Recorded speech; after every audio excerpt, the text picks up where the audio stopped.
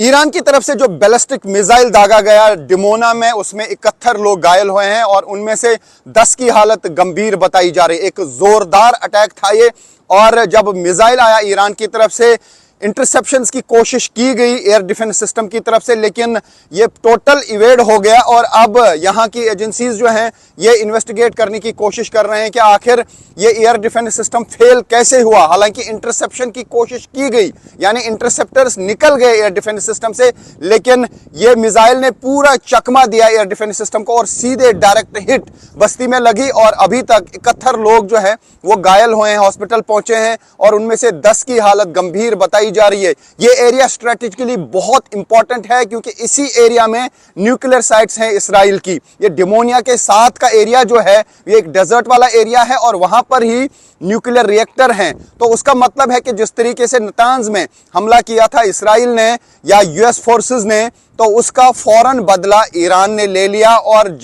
जिस एरिया में इसराइल की न्यूक्लियर रिएक्टर है, न्यूक्लियर साइट्स हैं, उसी एरिया तक मिसाइल पहुंचाया गया। हालांकि ये न्यूक्लियर साइट पे नहीं लगा, लेकिन उसी एरिया में एक जगह निशाना डायरेक्ट लगा और ये डायरेक्ट हिट है और पूरी तबाही इस एरिया में हुई है और 71 लोगों के घायल होने की अभी तक खबर है। उसका मतलब है कि ईरान की तरफ से जोरदार अटैक्स लगातार किए जा रहे हैं। जिस तरीके से यूएस या इसराइल कह रहा था कि ईरान की कैपेबिलिटी खत्म हो गई है, लेकिन ईरान ने फौरन कुछ ही घंटों में अपने न्यूक्लियर साइट के अटैक का बदला लिया। उसका मतलब है अभी भी बहुत ज्यादा कैपेबिलिटी ईरान के पास है और ईरान लगातार डट के मुकाबला कर रहा है।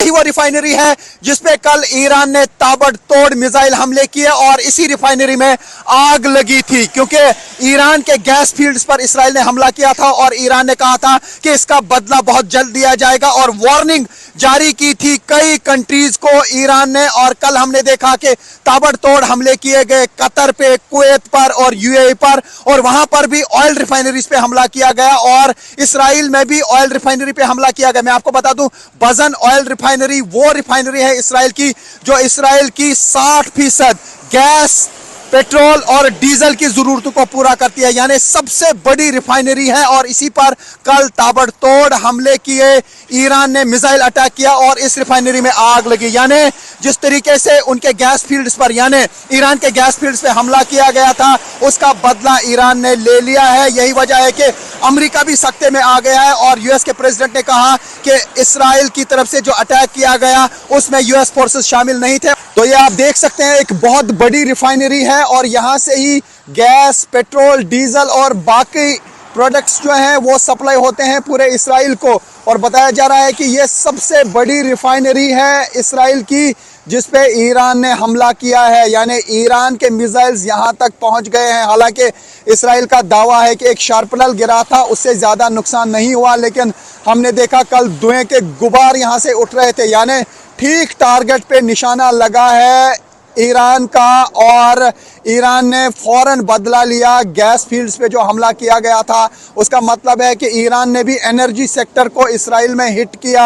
लगातार ताबड़तोड़ हमले हो रहे हैं ईरान की तरफ से। ईरान ने यहाँ के रेलवे स्टेशंस को निशाना बनाया, एयरपोर्ट को लगातार टारगेट किया जा रहा है। एयरपोर्ट पर 3 विमान जो हैं उनको नुकसान पहुंचा है और उसके अलावा कई घरों को भी नुकसान पहुंचा है। और पिछले 36 घंटे के दौरान 4 लोगों की मौत हुई है, तकरीबन 70-80 लोग जो हैं घायल हुए हैं अलग अलग हमलों में। और दूसरी तरफ से यहाँ पर हिजबुल्लाह की तरफ से भी नॉर्थ इसराइल पर हमले जारी है, हाइफा पर हमले जारी है। तो ये है हम हाइफा की वो ऑयल रिफाइनरी, बजन ऑयल रिफाइनरी, जिसपे ईरान ने ताबड़तोड़ हमले किए और इस रिफाइनरी को नुकसान पहुंचाया और ख़ास तौर से ये मैसेज देने की कोशिश की कि वो भी हमला कर सकते हैं एनर्जी सेक्टर पर। तो फिलहाल ऐसा लगता है कि शायद यूएस और इसराइल की तरफ से अब ईरान के एनर्जी सेक्टर या ऑयल सेक्टर या गैस सेक्टर को निशाना नहीं बनाया जाएगा। जिस तरीके से ताबड़तोड़ हमले कल ईरान ने मिडल ईस्ट की कई कंट्रीज़ पे की, ख़ास तौर से यहाँ कतर में, कुवैत में और दुबई में हमले किए गए और उसके बाद शाम को यहाँ इस बजन ऑयल रिफाइनरी पे भी हमला किया गया है। तो फिलहाल पूरे मिडल ईस्ट में सिचुएशन बड़ी क्रिटिकल है और लगातार हमले हो रहे हैं।